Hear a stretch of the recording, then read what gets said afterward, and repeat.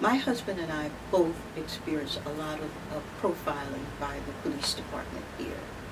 A lot of profiling.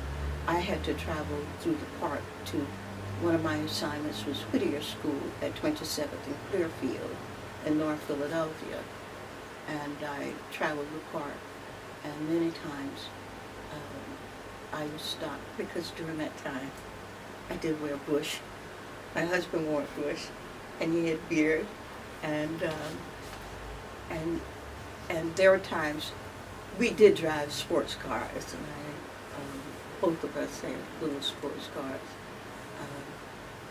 We it was a little orange Corvette, and so often I got stopped, and then when they would stop you, they would have no reason. They had no valid reason for stopping you. They just kept you there for a couple of seconds. But one night they did jail my husband, and here he is coming from the hospital at the University of Pennsylvania because his job has been over at the VA hospital, and so he had a job.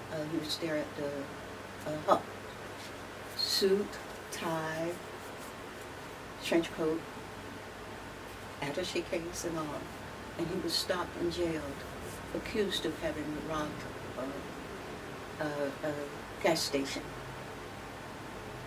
And they kept him for about 6 hours, and then they brought in the robber, who was entirely the opposite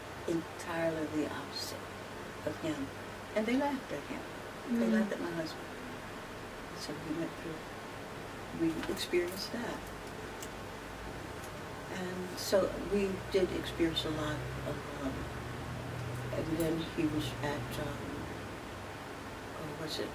Metropolitan Hospital there on Ray Street, and they were having labor problems there, and he experienced a lot of racism there also. We did, to the point of threatening us, his family, by telephone. I was threatened by telephone by some of the persons there, and my children were followed. So it was rougher here for me than it was in the South. Now, there were times in the South that we had to be careful.